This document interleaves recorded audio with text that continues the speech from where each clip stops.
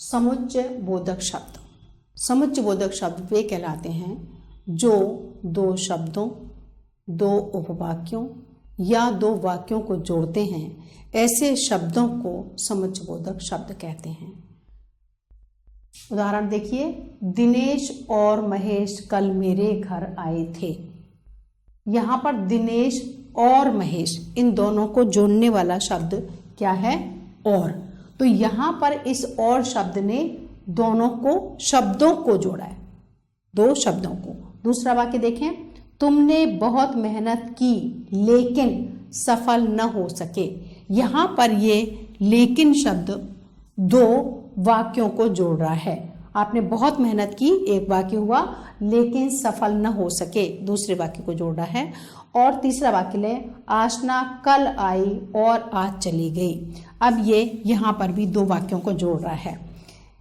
इनमें फर्क क्या है कि ये समुच्चय बोधक शब्द है। अब इनका पद परिचय करते समय हमें सिर्फ ये बताना है कि ये कौन सा शब्द समुच्चय बोधक है और ये किसको जोड़ रहा है, शब्दों को जोड़ रहा है या वाक्यों को जोड़ रहा है या उपवाक्यों को जोड़ रहा है, उनके बारे में बता रहे हैं। तो हम यहाँ पर ध्यान देंगे कि हमने सिर्फ और का अगर पद परिचय देना है, पद परिचय जब हम करेंगे तो क्या लिखेंगे? ये समुच्चय बोधक शब्द है और दो शब्दों को जोड़ रहा है। दिनेश और महेश दो शब्दों को जोड़ रहा है, वाक्यों को नहीं, शब्दों को जोड़ रहा है। सिर्फ इतनी सी बात लिखने पर ही इसका परिचय पूर्ण होगा। दूसरे वाक्य में हमने देखा, तुमने बहुत मेहनत की लेकिन सफल न हो सके। अब जो लेकिन शब्द है, इसने क्या बता दिया कि मेहनत तो बहुत की लेकिन आप सफल नहीं हुए। तो ये दो वाक्यों को जोड़ रहा है और साथ में क्या होता है कि अपोजिट यानी विपरीत वाक्य हैं, तो वो उन दोनों को भी जोड़ा है कि मेहनत की है लेकिन सफल नहीं हुए। तो ये दो वाक्यों को जोड़ने वाला ये शब्द समुच्चय बोधक शब्द है और दो वाक्यों को जोड़ रहा है जो विपरीत हैं।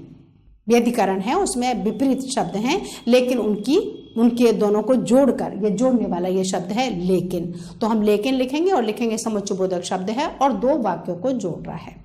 तीसरा वाक्य लें, आशना कल आई और आज चली गई। ये दोनों पूर्ण वाक्य, आशना कल आई पूर्ण वाक्य है, आज चली गई ये भी पूर्ण वाक्य है और ये दोनों ही वाक्यों को जोड़ रहा है। तो बहुत ही सरल है समुच्चय बोधक शब्दों का पद परिचय करना। सिर्फ हमने भेद बताना है कि ये कौन से शब्दों को या कौन से उपवाक्यों को या कौन से वाक्यों को जोड़ रहा है और जोड़ने वाले क्या हैं, शब्द क्या है और किसको जोड़ रहा है। बस इतनी सी बात हमने इसके परिचय में बतानी है।